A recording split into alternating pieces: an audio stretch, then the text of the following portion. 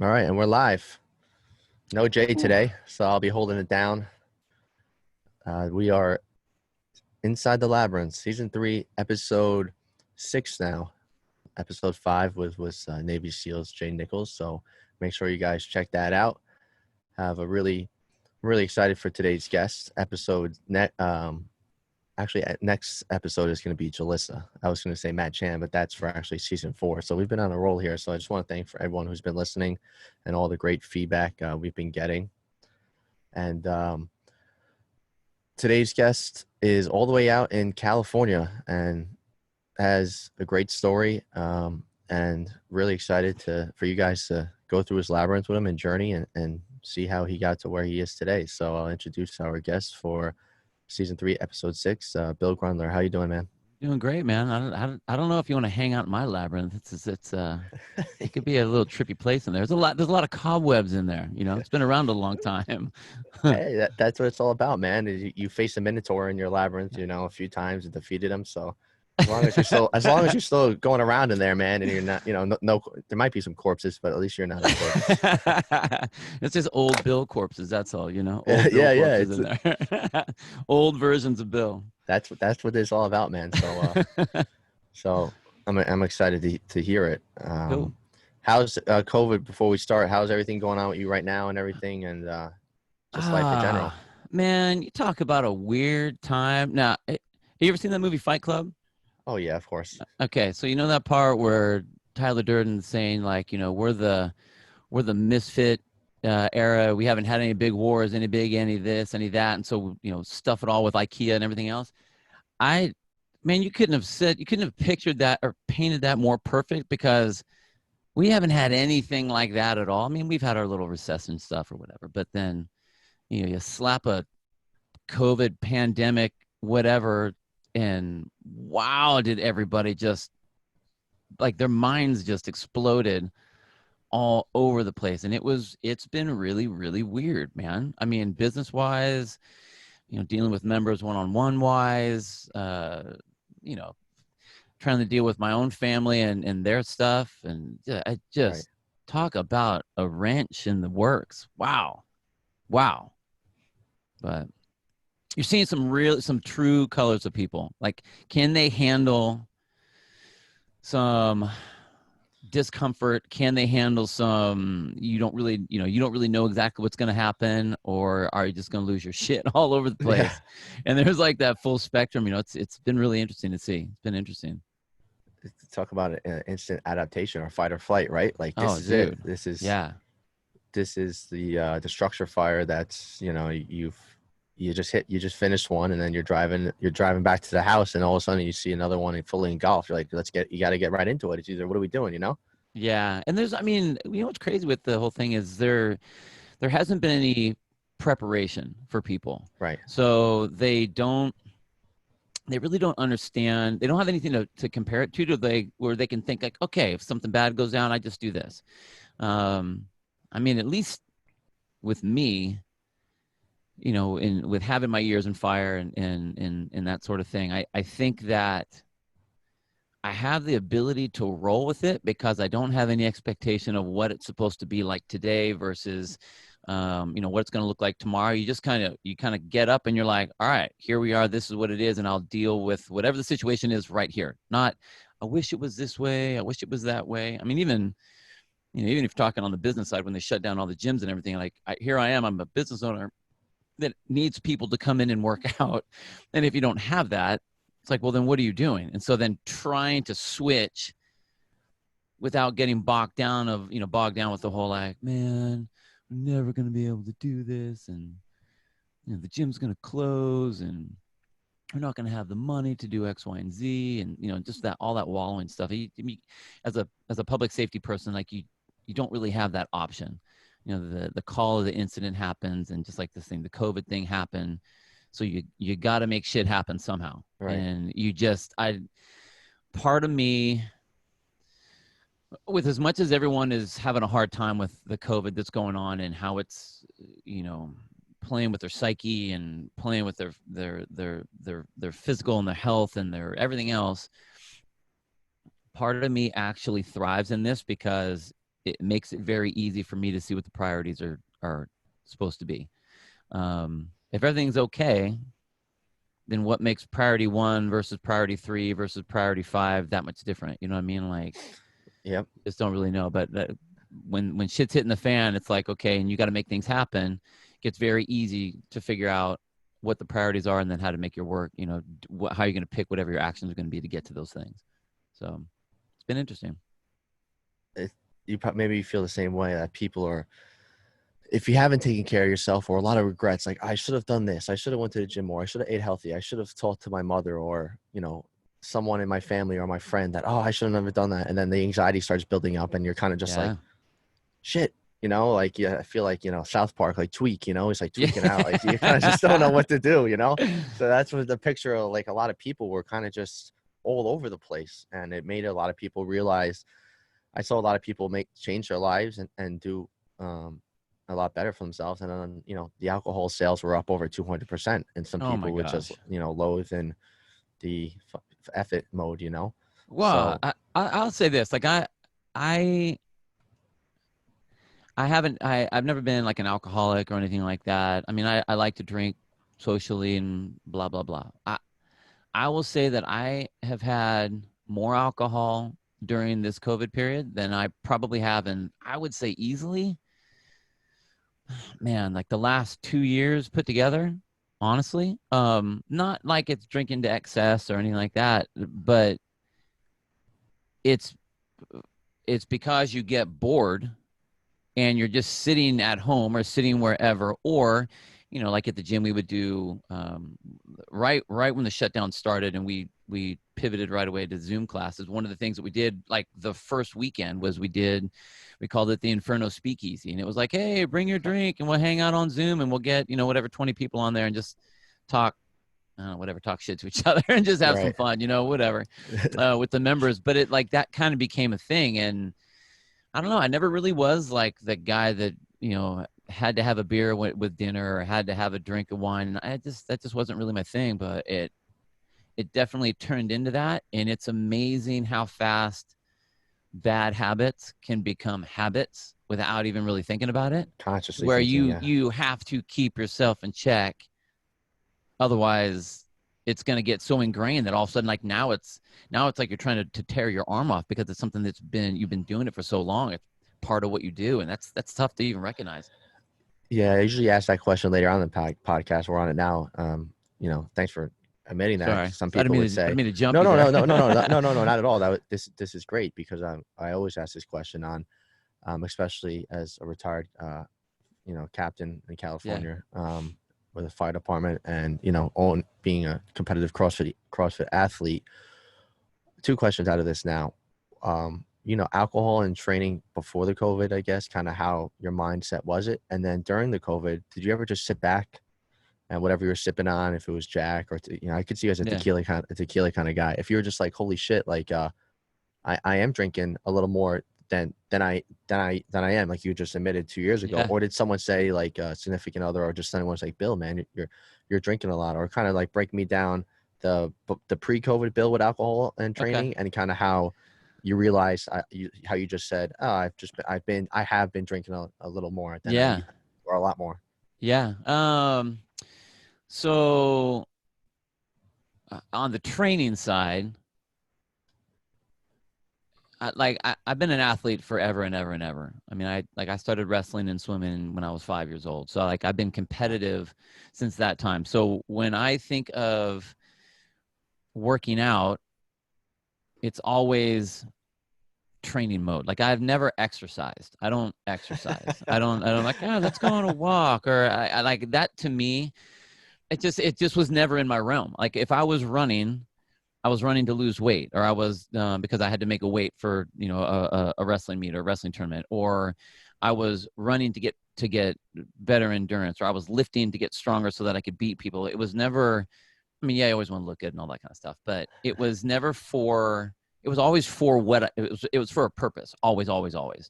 So, you know, even getting older, one of the things that would always drive me, even though I wouldn't, you know, whether I'm training for game stuff or I'm not training for game stuff, when I'm in it, that's the part that keeps me going, is it makes me feel like I did when I was training and pushing in it. Like, I love that. To me, that's like my fountain of youth. I love that feeling.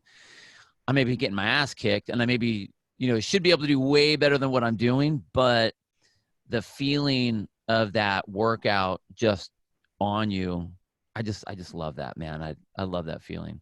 So, going from what it was before to all of a sudden COVID, with the COVID thing, what we did at our gym is we checked out a light and a heavy object to everyone. So all of our members, if they were a paying member with us, we gave them those 2 pieces of equipment. And then the program that we wrote, and we had our workouts every single day on Zoom. We did it the exact same way. The trainer sitting there, all right, arms, swing your arms around. It's just like what we would normally do. And the program had strength piece like we always do, and it had the Metcon part, same thing, but everyone was doing the same. Everyone could do the same workout because of the equipment that we gave them. So like it turned into, I'm exercising. I was still training, but it was more like, okay, the training now is to make it through this stuff. Like, that was kind of the mindset that I tried to do as much as I could. Plus, I felt it was very important for all of our members to see me doing the workouts that they're doing. I own the gym. I could go there and I could lift and I could row and I can do all the stuff. They can't. They're stuck in their house. But it's like, so that to me wasn't fair. So I did all the workouts they did. Everyone that I wrote, I did with them. Maybe not maybe not in the class, but they always saw like my videos or whatever. They saw me doing it. So the mindset was, just like a big workout. Okay, you're right in the middle of this. No big deal. Don't panic. Just keep doing what it is that you're doing and just kind of keep on going. And I think that's been the most helpful. The members that we were able to push through it that way with that sort of a mentality, training wise, they're the ones that had the I don't want to say easy time. The best, more comfortable time. Yeah, I mean, like they had the best rate of success, I guess, through it. They weren't like, well, I'm bored. No, that's bullshit. You're not bored. Like that to me is a cop out. If, I'm burned out. Oh, I'm just going to go run. No. Okay. Like, when you do that, that's because you're stopping. You don't want to push anymore.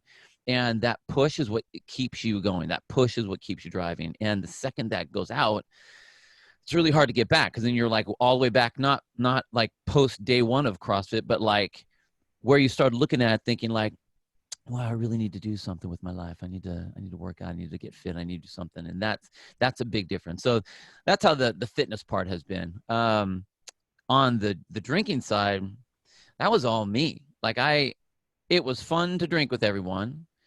I mean, I'm a pretty busy guy. I'm doing my business thing. So I got the gym. I have my legacy programming that I do. It's a master's templated program. I do remote program for athletes of all levels. I do a lot of stuff for firefighters that are trying to either get into fire academies, so they have to pass their physical agility test. I'm pushing to do a lot of consulting stuff for fire departments, as far as like, setting up their testing standards, so that they can get the culture of fitness that they want. That's one, good for their people. 2, follows all the OSHA guidelines and all that kind of stuff, and all the NFPA.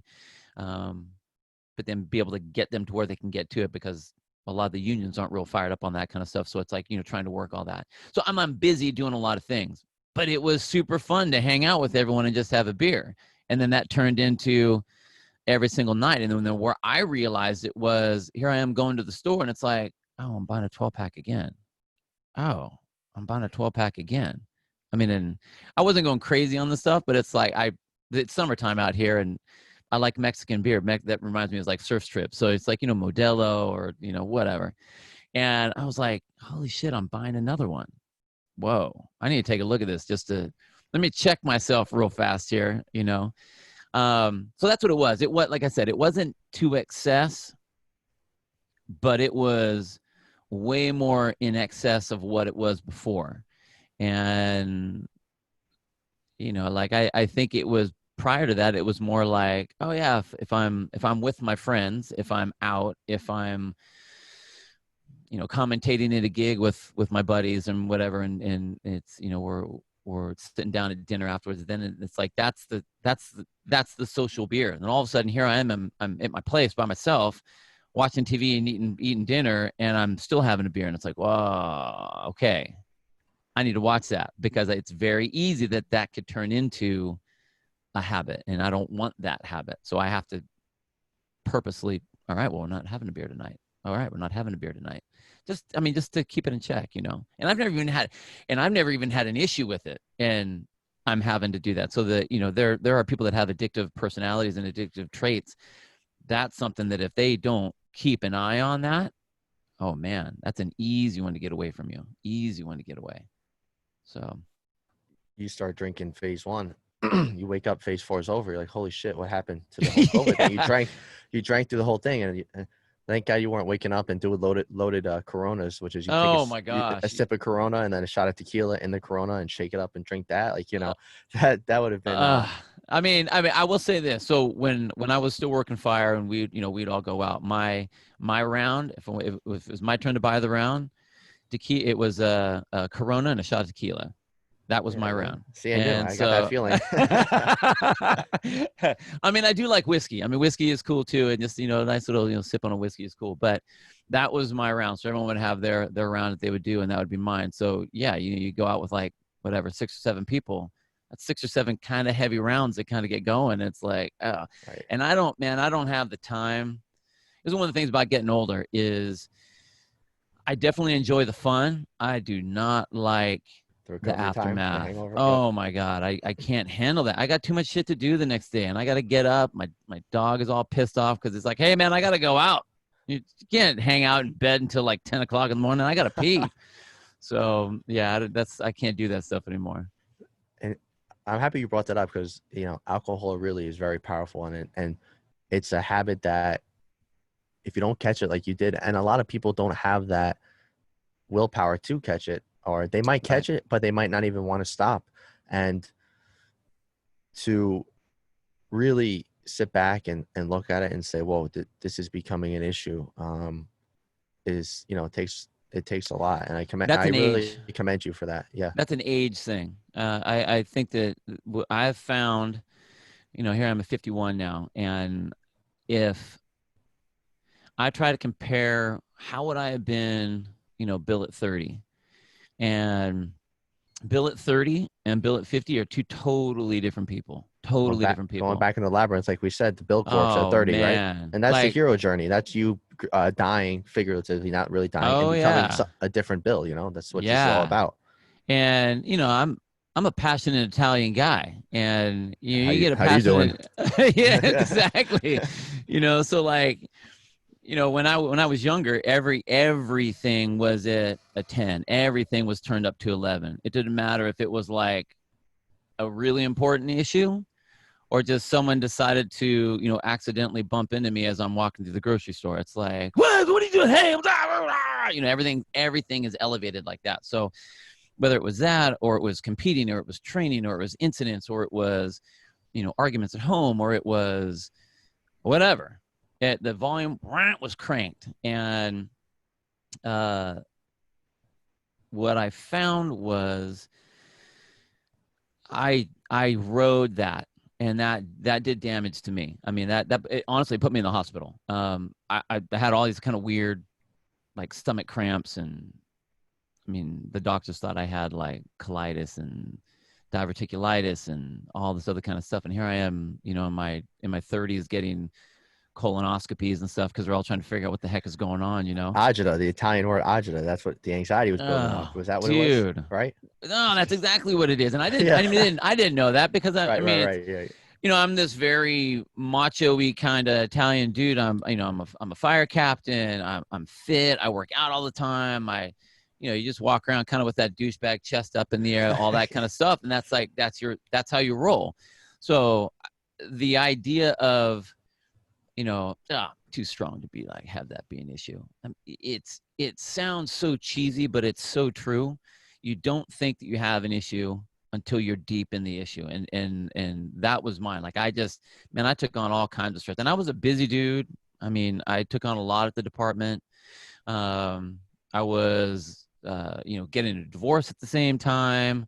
I had a young daughter at the time that, that was really hard. I didn't come from a divorced family, so I thought I was breaking up my family and ruining her childhood, all this kind of stuff. And, you package all that together. And the weird thing is, for me, like, you don't, all that stress, anxiety buildup, like, you don't get to determine how it comes out, how it shows itself. Some people, it shows up in, heart issues. Some people, it shows up, like with me, it ended up with like stomach issues. No idea. But you don't get to choose how it happens. It chooses to manifest how it's going to manifest. So I'm doing all this stuff with the doctor, and they admit me to the hospital twice. Once they thought my appendix burst. The second time, they had no idea, so they admitted me for a week, and they just said, we're gonna. I mean, all the tests came out negative. Like, you don't have anything. You don't have no itis, anything going on in your colitis and your intestinal tract. I mean, your stomach is fine. Like, everything's fine. We don't know what's up, so we're gonna keep you in here so we can figure it out. And I was in the hospital for a week, strung up to, like, an IV, just getting antibiotics. And that was that week.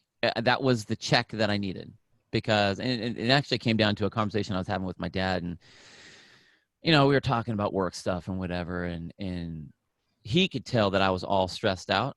And he's like, hey, you know what? If they can't find anything, maybe it's all you. Maybe this is you stressing yourself out. And I'm like, what are you talking about? And my dad was a badass.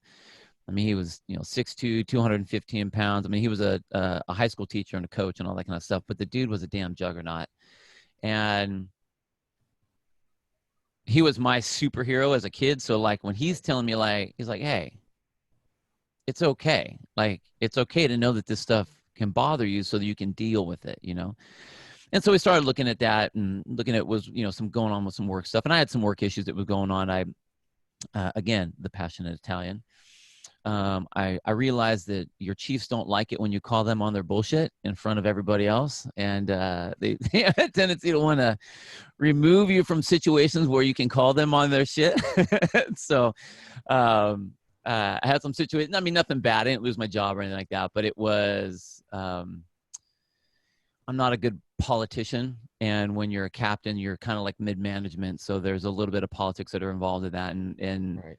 I, again, passionate Italian Bill, I kind of learned that at that particular time of my life. And so got moved to another station, was pissed that I wasn't at my busy house and I wasn't, involved in all my stuff, and all that stuff just took a toll on me. It was crazy. And what I found was, like, those voices, if you don't get a chance to exercise that stuff out, somehow those voices get really, really loud. So jumping from that to, like, the COVID stuff, what I'm seeing now is people that have issues with alcohol, people that have issues with whatever, everyone's stuck in their house. And a lot of those people are stuck in their house by themselves. And when you're stuck in your house by yourself, the only voice you hear is the one between your ears. And that one gets really, really loud. And it gets very easy to justify all kinds of shit that you want to do. I mean, I talk about it even just on a coaching level. When I'm talking to athletes, it's very easy for an athlete to justify themselves not to pick up that bar anymore, even though they still can pick up the bar. They're going to justify it with, well, if I don't do it right now, I'll be rested later for the next round and I'll be able to do better. And it's like, bullshit, dude. You're not going to do better because you're fucking tired. So you're not going to do better. You're just trying to you're trying to give yourself an out to not pick up the bar. And that conversation happens all the time. It is so easy to justify, and think about that. So if you aren't able, this is the 50-year-old Bill is now able to stand back and look at his world and be like, okay, that person just cut you off on the road, didn't hit your car. It's really not a big deal, Bill. Like, I know me, if I'm starting to get stressed in just my world, I'll know that if I fire off at that person, that's how I know to check myself, generally speaking, that's kind of like my little litmus test. If I'm firing off on people on the street, then I know that that little minor thing that's affecting me. That means I got a lot of other big things that are affecting me. But that's taken a long, long time to get to that point where I can recognize that stuff. And I think that's why I was able to recognize, okay, man, I'm drinking more than I normally do. Or wow, I'm really seeing that I'm doing this kind of stuff. And I wasn't doing that before.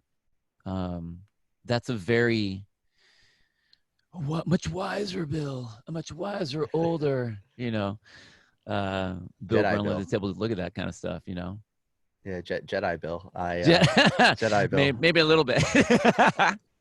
And that's what I want to say before too. There was excuses and that, well, I could do, if I do A, but then I can also do A later. I'll just do B now, and that might also translate not just the barbell, but then you just see yourself getting complacent in other choices in your life. And that was the same thing I was going to say with alcohol. Like, going to the store, 12-pack. All right, well, I'm drinking a lot, but I'm working from home the next 3 days, so I got nothing to worry about.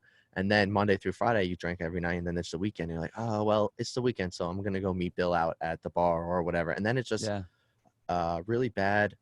You're starting to go down a bad part of the labyrinth. You're going down the long hallway, man, that you don't know when it's going to freaking turn left or right, or if it's even going to turn, Well, and then, I don't know about you, like the weeks for me, I mean, and it feels like it's been a long time through the COVID thing already, which is crazy. But if you think about it, like the days pass so fast that all of a sudden you're like, holy shit, it's been a week. I'm halfway through my work week already. I thought it was crazy. Exactly. So, I mean, the fact that you lose track of that, and then, so you throw some drinks in there, it's like you're not even able to kind of keep track of them because it all just blends. All of a sudden, is it still 2020? Like, what's going on? Yeah. Exactly. I know. I mean, that the thing that caught my eye was as I'm in the store and I'm getting on my food and I'm going by the beer and I'm like, oh shit, I need to grab some beer.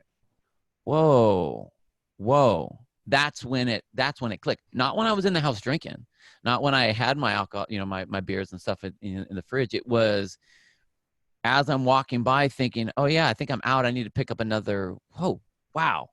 That was the instinct. And I don't know if I would have thought that before. I mean, I'm hearing, I really wish I would have taken or bought stock in like White Claw or something like that. Cause those things, holy shit. I mean, other than maybe, how old are you?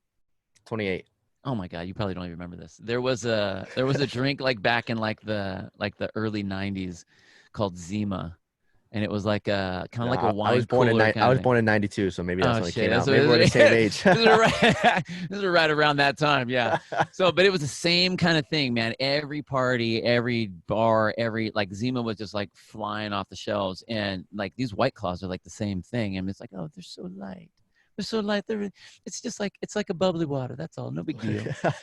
Well, yeah. I wish I would have got some stock, and I'd be, a much richer retired firefighter. That was the case. But I just think that people fall into that routine. I mean, I'm a pretty old TikToker. So you watch any of those TikTok videos and stuff, and it's like, I mean, some people, the only thing they show is them drinking. I mean, I've never seen so many wino ladies in my lifetime. Everybody's just like, oh, here's this wine and here's this drink and here's this thing. And oh, we're just doing this. And it's like, holy shit, you guys aren't in college anymore, man. Like what is happening? And it's just too easy to get lost in there. And I wouldn't even say it's a labyrinth, man. It's like a whirlpool. Like once you're in, it's really fucking hard to get out of that. Like it has to be a very constant, a very concerted effort to realize what the hell is happening and get out of there. And like I said, I don't know if the 30-year-old Bill, I don't know if he could have done that as well. Like he had to be put in the hospital for that week to be able to hit that reset and be able to go, okay, how am I going to adjust all this stuff? Like to be able to even recognize it. 50-year-old Bill, I see a lot more things that I never saw before. And then there's a gradient in things, and being able to say like, okay, this is a level 1 and this is a level 10, and let's tend to those big things. Actually, you're actually able to now sit back and give it time to give it that grade instead of going straight to 10 or 11, like you said. Being up that old dude in the parking lot, like. I'm probably approaching the the grumpy old man on the deck. It's like, you damn kids, and your rock and roll music, and you're shaking your cane. But I mean, for the most part, that's I will say this. There's a lot of bad things that come with age, but that's one of the best things that come with age is you're now able to see a much clearer view of the things that are happening around you, even with yourself, at least with me. And that's taken a whole lot of bumps and bruises to get there, understanding, it's good to be able to go to 10, but what's the point of going to 10 if you don't need to go to 10? Like, right. Why get that fired up about the dude that came into my lane? How dare he? Who gives a shit, man? Like, really? There's a lot. You have a lot of other things to concern yourself with than that. So Right. that's a good thing. And that also, when you're not at 10 like that, you don't feel like you have to numb so much stuff. You handle the things that you have to handle.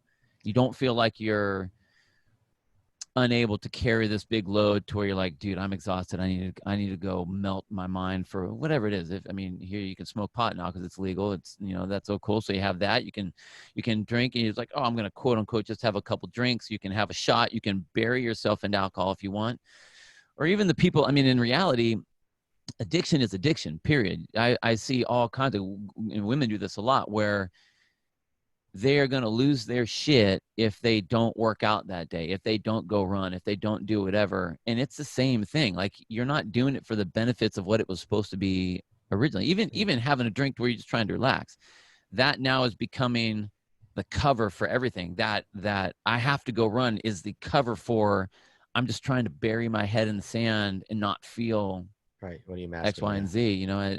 Addiction is addiction. Doesn't matter what it is, and you got to be aware of that. It's really hard. It's really hard to do that, especially when you're younger.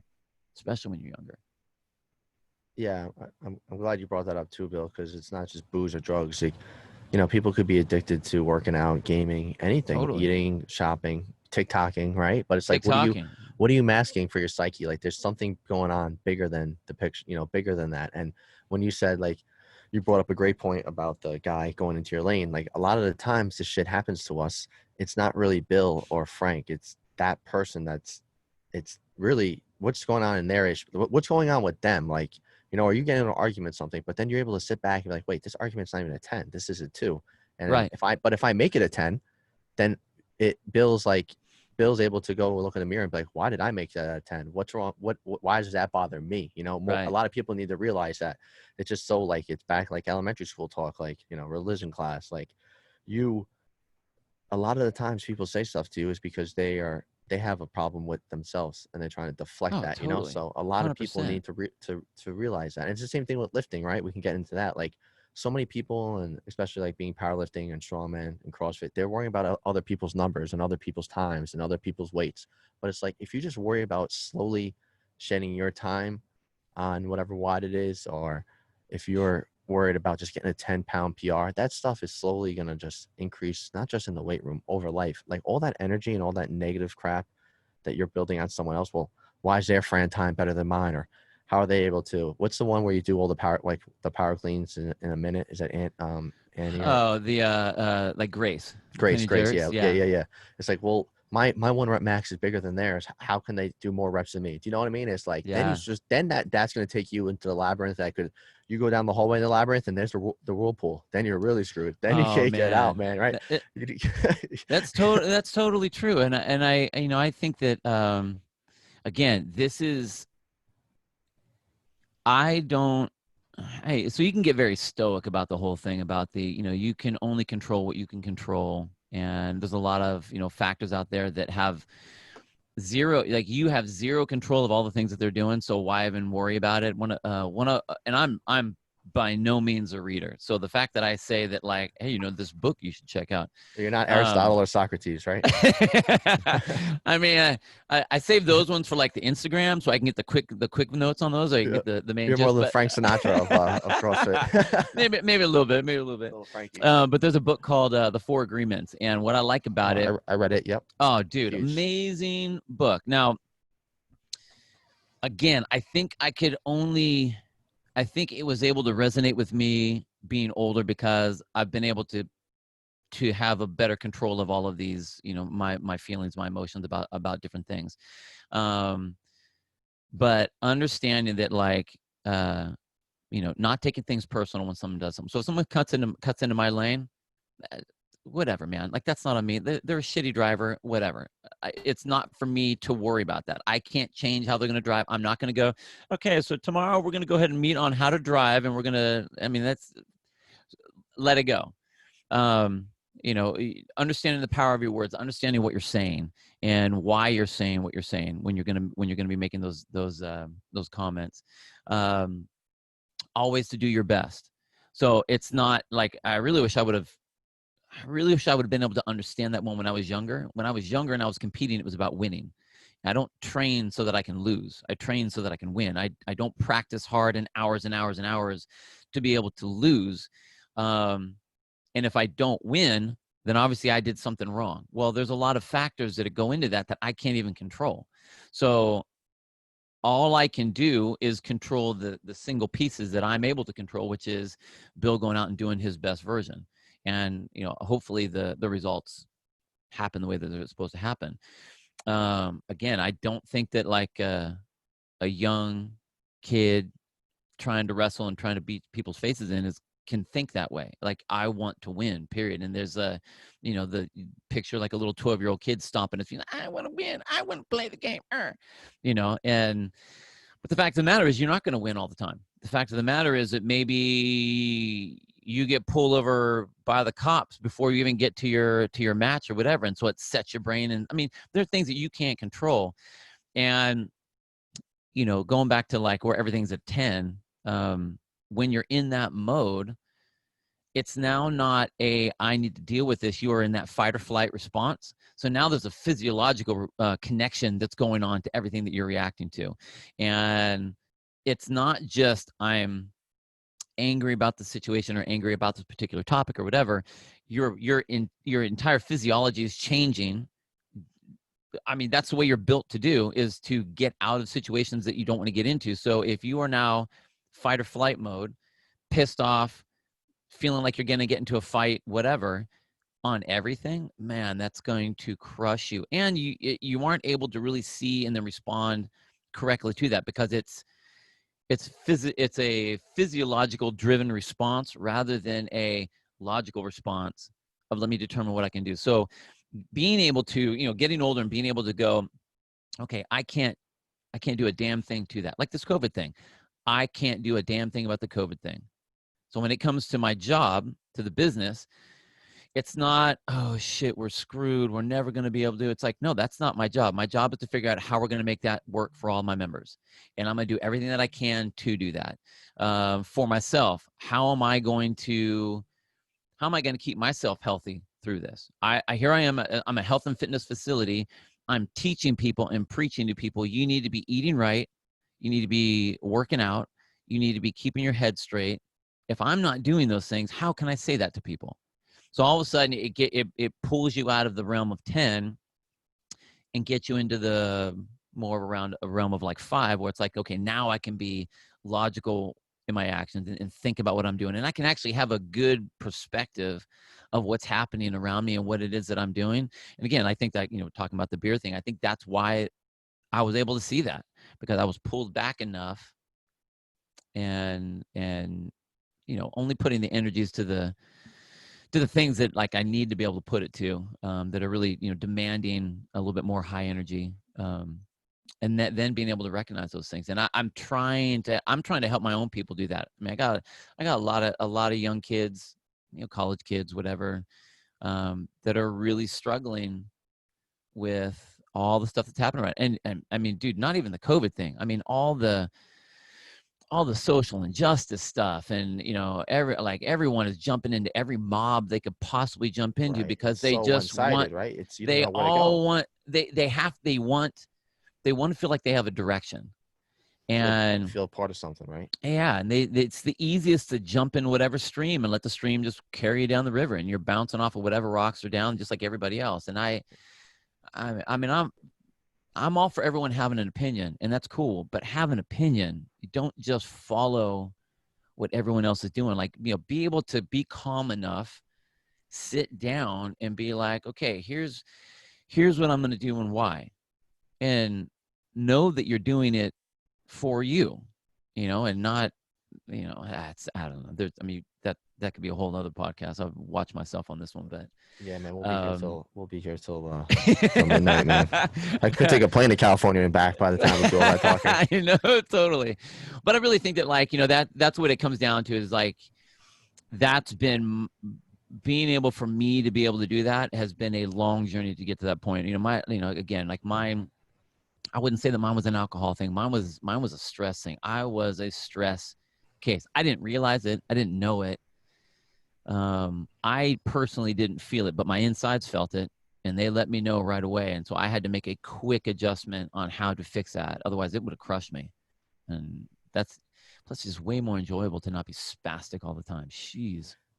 Yeah, and how many relationships you've probably with friends and family that you've saved or that you've kept or met new people. Like, imagine being like that 10 all the time with everyone you meet. It's like, who's going to want to do that, right? Like, who's going to want to be around that person? Well, I mean, when you're 10 and you're partying, it's kind of fun. When you're 10 and you're training, it's kind of fun. But when you're 10 because someone said the wrong thing to you and you're firing off on them, it makes it tough. It makes it tough for everyone to realize that. It takes a long time, that you said, and I'm happy you said that, Bill. It takes a long time to able to realize when it's time to turn the 10 on, when it's time to turn it off, that conscious power is like, that's a superhero power in itself, man. Oh, man. There's a lot of bumps and bruises to get there. Like I said. Yeah. And it takes a long time. And people need to realize, like, it takes a long time, and I'm still learning everything new. It's my first year of sobriety, and it's just so much that I've learned in it about life. Yeah. It's just, I never want to go back to that old way of, I want to keep learning and having these great interviews with people that are, been there in life, smarter. And that's why you got to be drawn to these type of people and great mentors, that I can tell that you are, Bill. And it's about the young, I mean, I'm 28, I'm young, but like when yeah, right. But I see a lot of change. Like, I graduated college in 2014, but from 2014 to 2020, like, how big the social media impacts people's mental health and young kids, that they have to post this, they need to do this. And, I call it egogram. No one really ever posts anything bad about their life. And there was more suicides and drug overdoses during COVID than there was young adults dying from COVID. Yeah. Because of getting stuck in their thoughts, like just letting that outside world really get to them. And I guess what I'm trying to say is, it's all right to feel that way, and it's also all right to ask for help, to be like, you're not fucked up if you feel like that. You know what I mean? Right. It's like, this is what, maybe I made some choices, or I'm thinking this way. And everyone, I would say everyone goes through it, unless you're just like that 1% that just doesn't really feel, or you're a psychopath, or you just don't have emotions. You know what I mean? I think if someone was to say that they weren't having to deal with all this COVID stuff, they're lying. Every single person has had to deal with it. And it doesn't matter rich, poor, fit, not fit, whatever. Everyone has had to deal with it at some point. And that's what I think has been the weirdest thing. And with all the suicides and with all the, the issues that way, it's because everyone was forced to go inside their head. And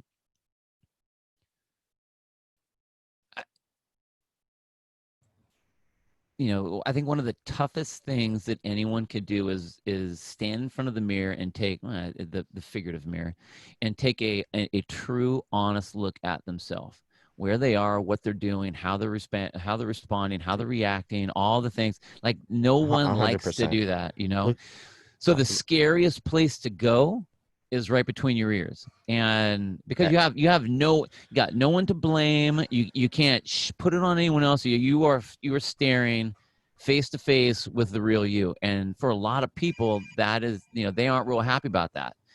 But that is the most important thing someone can do. It doesn't matter if it's a fitness thing. It doesn't matter if it's a drug or alcohol addiction thing. It doesn't matter if it's a mental health thing. It doesn't matter if it's a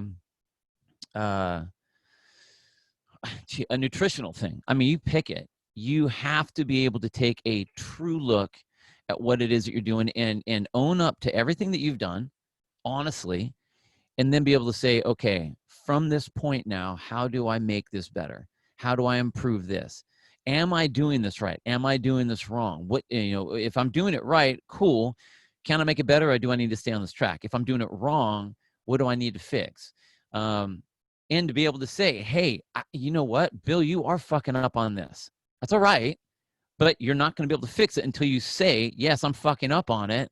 Now I can adjust and go to there. I mean, I see that in everything.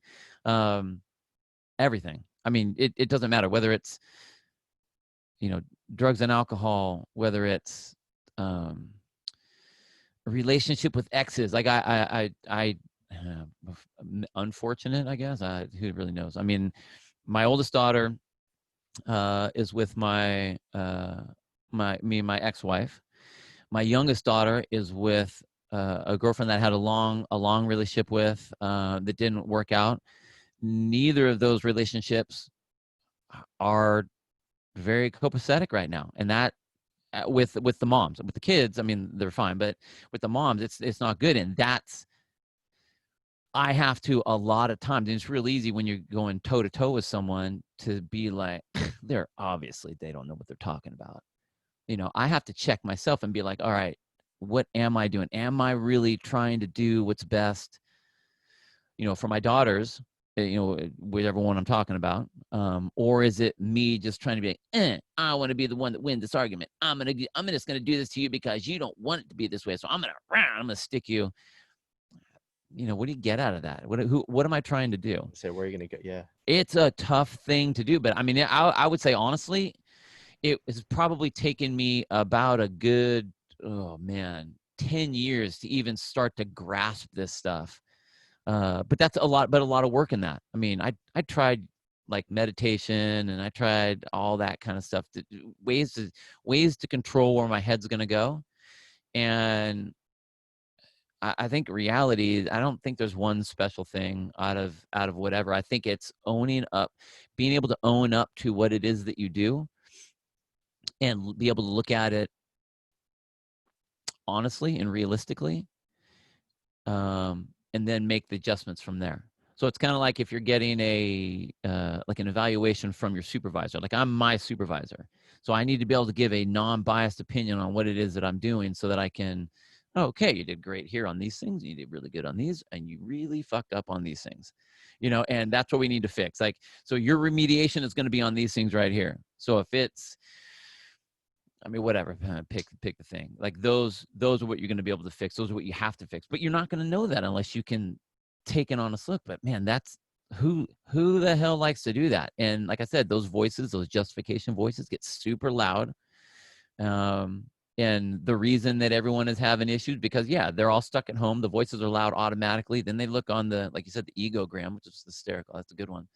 Of everybody putting all their stuff up there, and so all you get to see is, man, everyone's having such a great time, and I'm just sitting here in my house all by myself, and fuck it, I'm just going to drink this, and I'm not working out anymore, and I used to be able to compete, but now I can't, and I used to have this boyfriend or this girlfriend, now I don't have that, and I don't have this, and I mean, went down a dark path, yeah. Oh, man. It's And tough. if you don't have anyone to check, like, if you have someone to check you, cool. If you don't, then you're the one that has to do that. And that's why that being able to take responsibility and look at yourself honestly, that's why that's so important.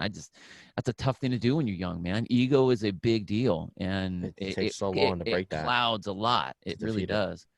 Yeah. And this brought me right back to when you were talking about Fight Club, the movie. Look at that, man. You have to look at himself in the mirror, and I mean, he had some psych issues going on, but seeing someone else and trying to be somebody else, and that's what this podcast is about. And I believe about, you have to defeat yourself, man, at one point in life to grow and to get rid of the old Bill or the old Frank, because if you don't, then you're not growing. You're wasting time. I mean, look at, we were talking about Star Wars. I said Jedi Bill. I mean, look at. Yeah.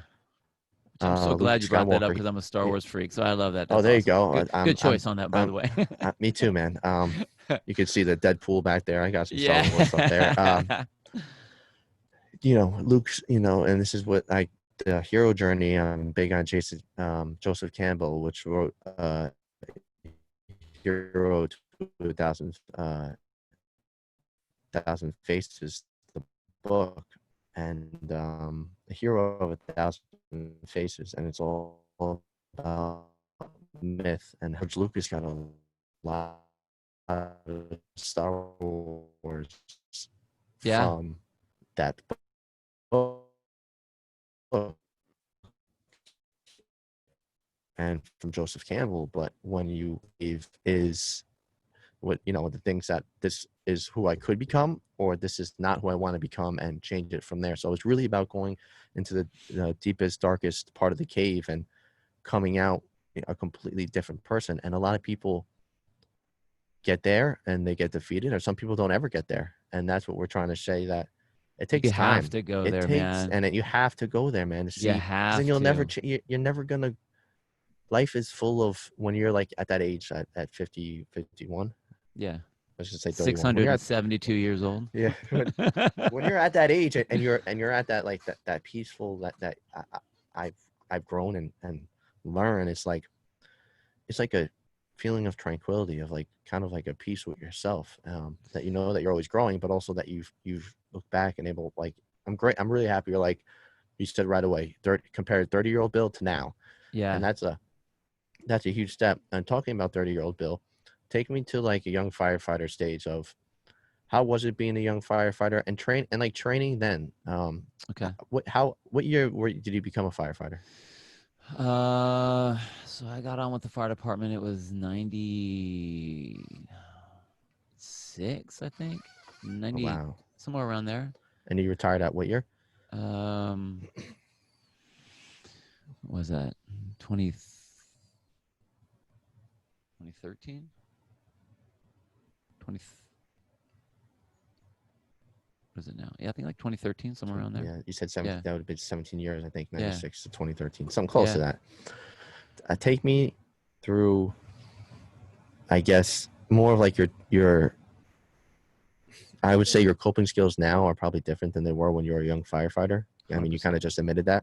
I guess take me kind of to the mind of Bill then, and really training then, because CrossFit wasn't around in 96. Yeah. Well, like not at least not openly. Not like but, big, yeah.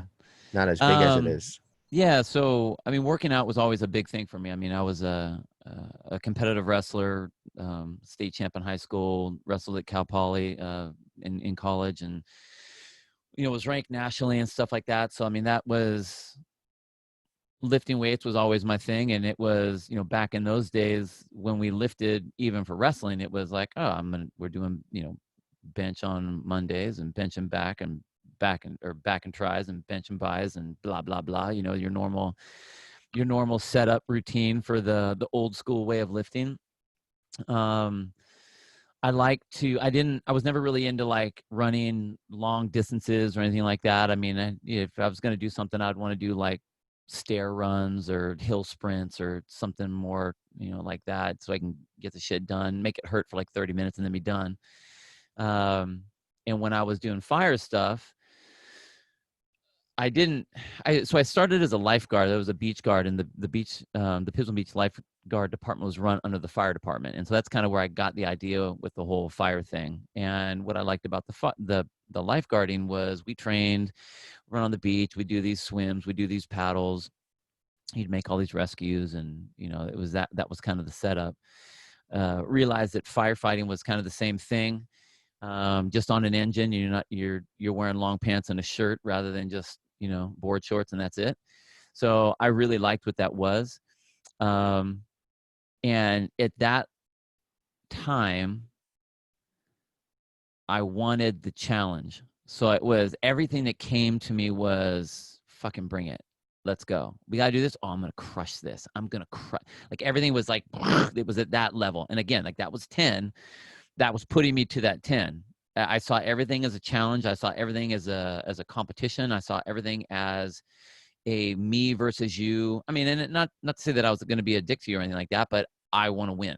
If it's a race, I'm going to win. If we're pulling hose, I'm going to win. If we're going up the ladder, I'm going to win. If we're doing this, I'm going to win. If we have to pick up this person, I'm going to win.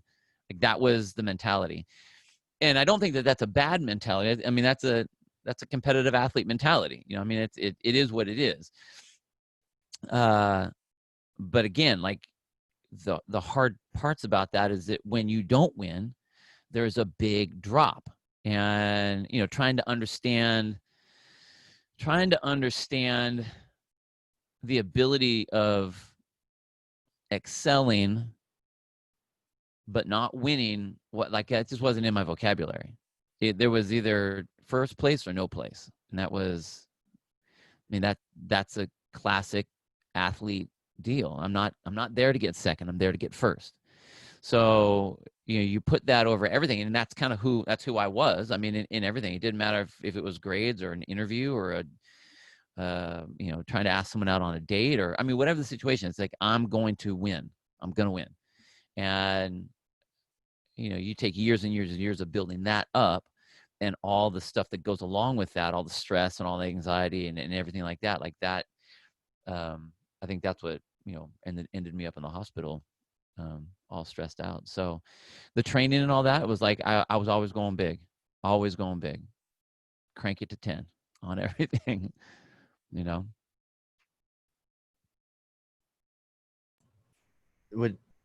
Is there anything you can go, like I always say, I don't believe in regrets in life, but learning, is all learning experience. But if anyone's who's a young, first responder or a young lifter, is there best advice to try to be aware, I guess you would say, of when to put it on 10 and when not to, so they don't maybe, have to go through that or anything? Do you know what I'm trying to say? Yeah. I think the more, just like when I tell people when they come to our CrossFit gym for the first time, I'll have a little talk with them and find out where they are in their world and what they used to do. Did they do sports before? Were they a good athlete at whatever level? And the first thing I'll say to them is, all right, all that stuff is awesome. When you come here, I want you to leave that old you and the ego outside, because I need you to be able to learn the movements, hear the things that I'm telling you, and allow you to improve. And if you listen to that old person that's outside, they're going to be blocking every single thing that I tell you to do, because you're just going to want to bang your fist down and want to do it right now. That's the exact same thing that happens with first responding. Even myself, like I came in wanting to win everything. I want to tie knots better than you, whatever, pick it. That's not the way to improve the quickest. The way I'm going to improve the quickest is I'm going to come in, I'm going to do my best, do everything I have to do the best job that I can do.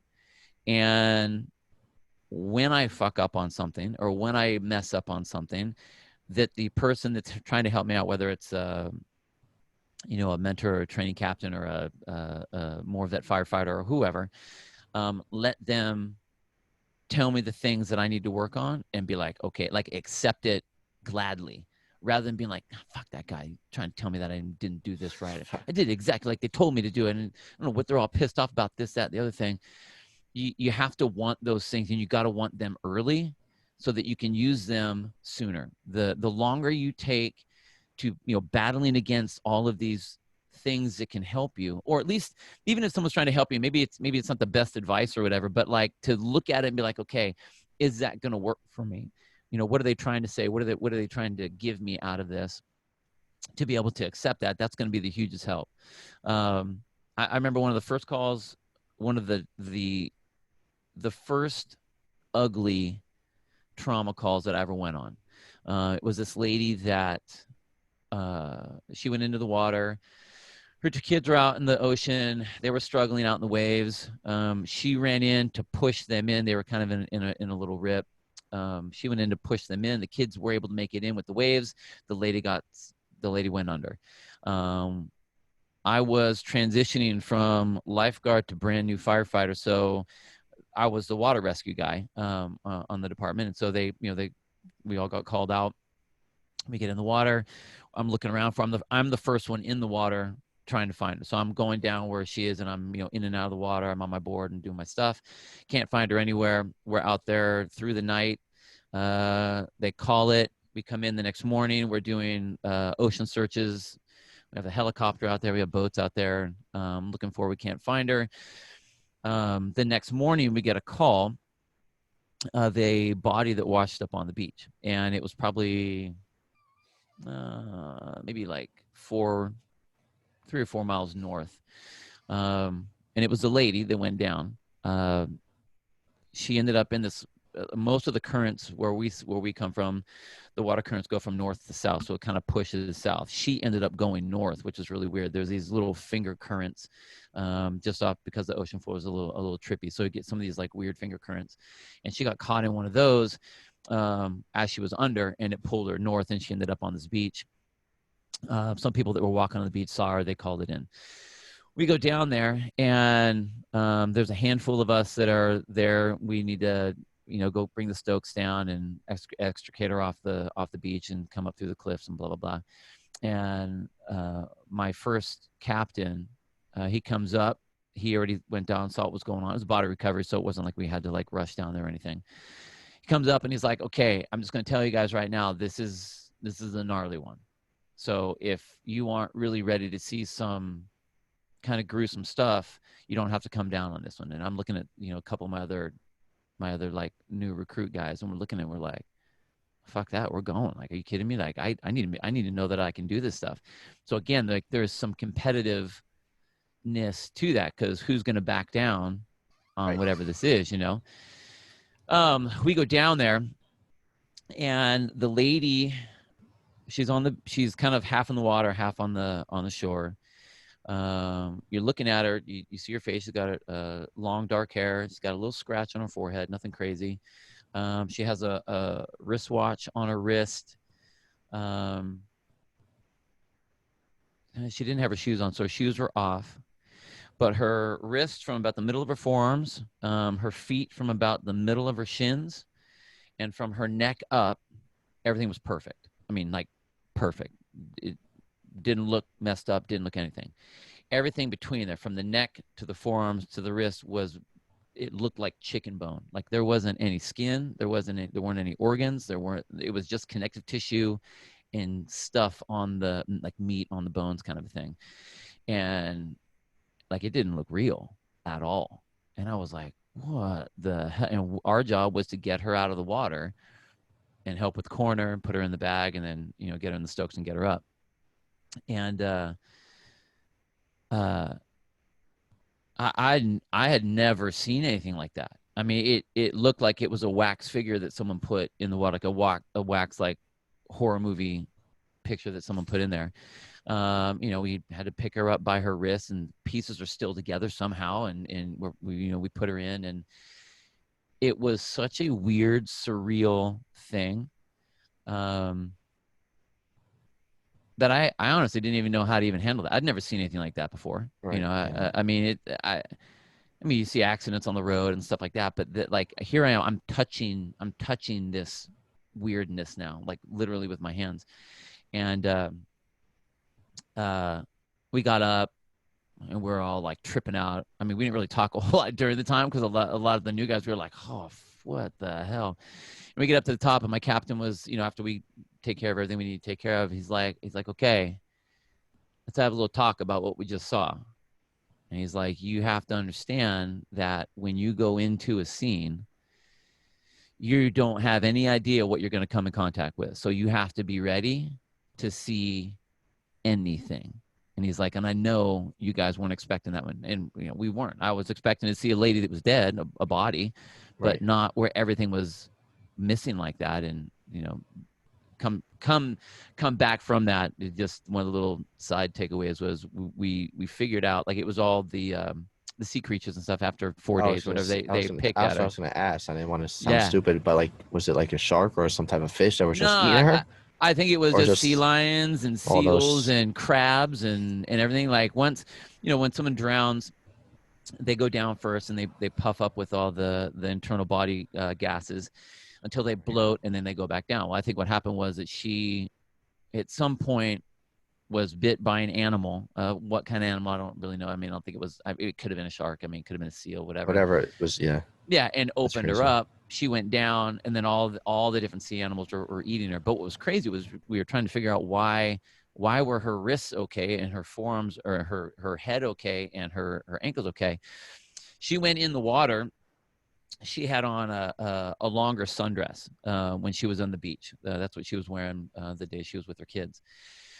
And it was in February, so it wasn't super hot out, but she did just enough to, put sunscreen on her face and on her arms and on her hands and on her legs, because that's the only thing that was really showing to the sun. Well, the sunscreen was the only parts that didn't get eaten by the animals, but they ate everything else in between. So it was crazy.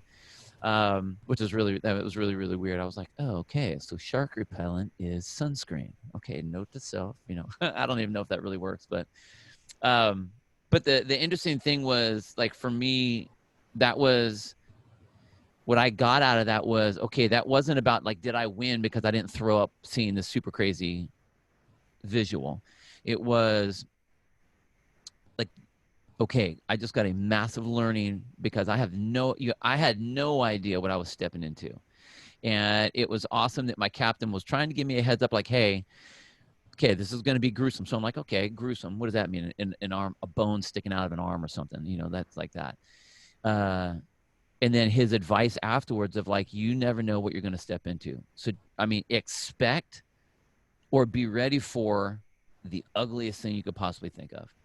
And I think a lot of the stuff that I even do now, like, there's an element of that. Expect or be ready to handle the absolute worst thing that's going to come at you. And the only way you can do that is have, like, no expectations. Like, I really hope it's good. It's like, okay, I'm just going to kind of be blank a little bit, and I'll be ready for whatever happens so that I can respond to it, rather than, okay, it's going to look like this. And you get there and you're like, oh my gosh, I had my whole plan set up and it was this and it was that, and I have to completely change it now in a stress situation.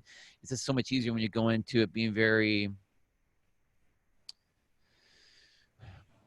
and not that I'm coming in, saying Om and I got my eyes closed or anything like that, but way more zen, way more ready to react to anything, rather than coming in hot. And I'm going to win. And I've had tons of fires the same way, where you go in and it's like, okay, I get there and I'm not looking to, like, grab my stuff and boom, I'm going. I'm like, I'm coming there and I'm like, all right, let's take a look. All right, here we go. Not sitting back and waiting, but, like, being ready for anything that's going to come at me, being ready for, a door to blow open, being ready for someone to fall from a second story, being ready for, a flashover, or, getting caught in some weird wires or whatever, in being okay and being able to react and respond from that, being ready. I thought that was cool. That's what I loved about that job.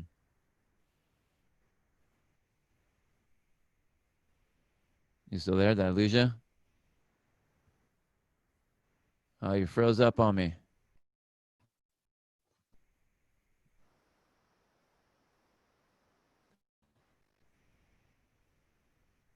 I think I talked your ear off or something. Yep. There you are. Being aware. I'm still here. Okay, cool. I know I got all the everything you said. I heard the whole thing. It must have just been.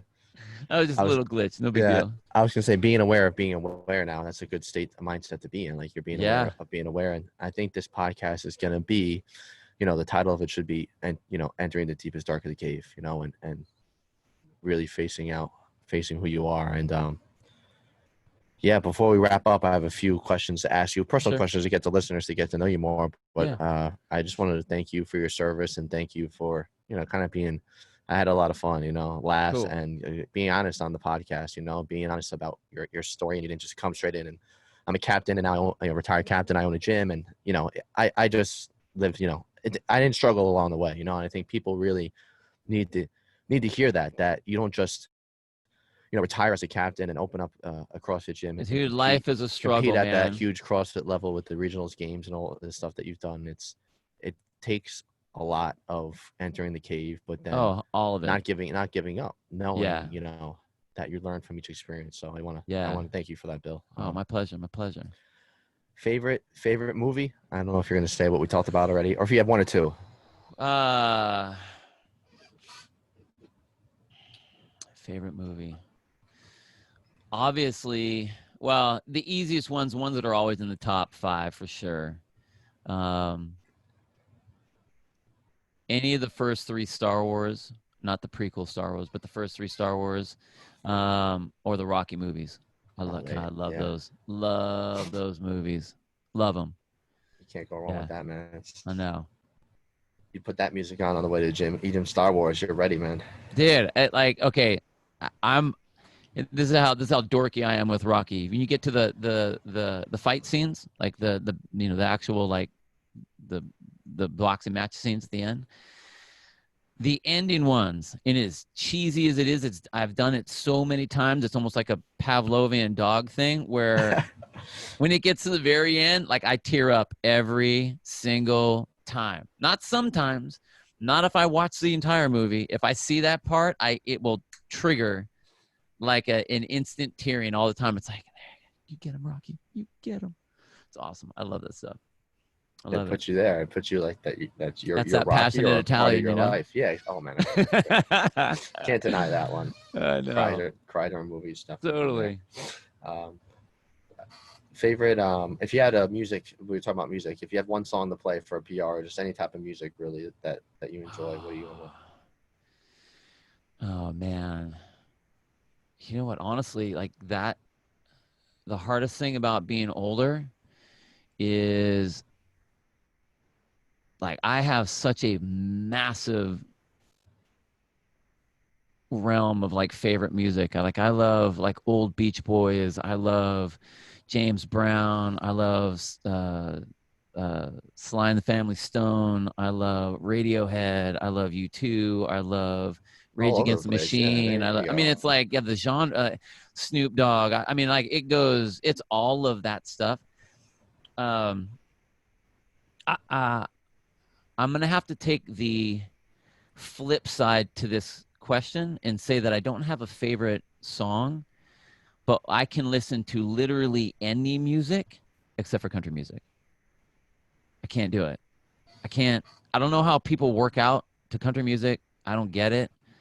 If you want to play old country music, I'm cool. If we're at the lake and we have a barbecue and we're drinking beer, we're on a boat, like cool, like that's awesome. I don't like any of the new country at all. Like you can't be a country rock and roll rap star with bedazzled pants and a hat on backward. I don't get it. I can't do it. But I can listen to anything else, man. Seriously, anything else. So there's my flip side answer to that question. Makes for country's not on there. Yeah. If you have one meal to eat for the rest of your life, it could be unhealthy or healthy every single day. What's it going to be?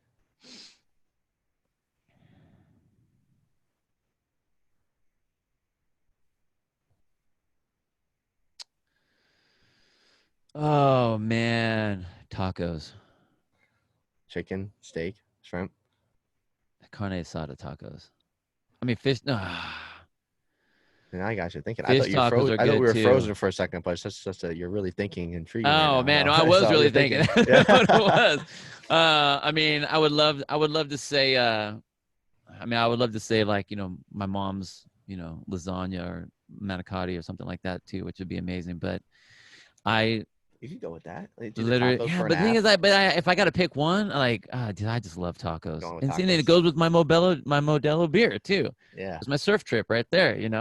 Set, I'm gonna say I'll say right now. I'm gonna say tacos. Bill at 51 right now. Tacos. Tacos. Yeah, I'll take that. One person to meet, dead or alive, to hang out with of who you are now. Who would it be?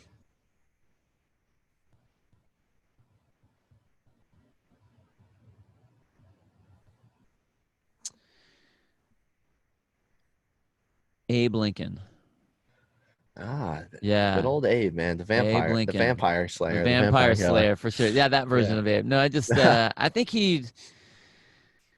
I see him as not the usual. I mean, he's not the usual president. No. I like the fact that he was a wrestler back in his day, he was around during some really gnarly times and always seemed to have a good head on his shoulders when he was doing what he was doing, Honest Abe, yeah. Yeah, I think he'd be a fun one to talk to. chop wood with, put them in a wad, make a wad with chopping Heck wood. yeah, absolutely. Some sledgehammer Absolutely. stuff, yeah. Yeah. If you came to New York and I'm like, yo, Bill, what's up, man? I got this time machine for you. And you're like, all right, you're going through the time machine as Bill now. Any time in history, it could be 20 years ago, it could be 200 years ago, 500 years ago. Where are you going? As Bill now. Oh man.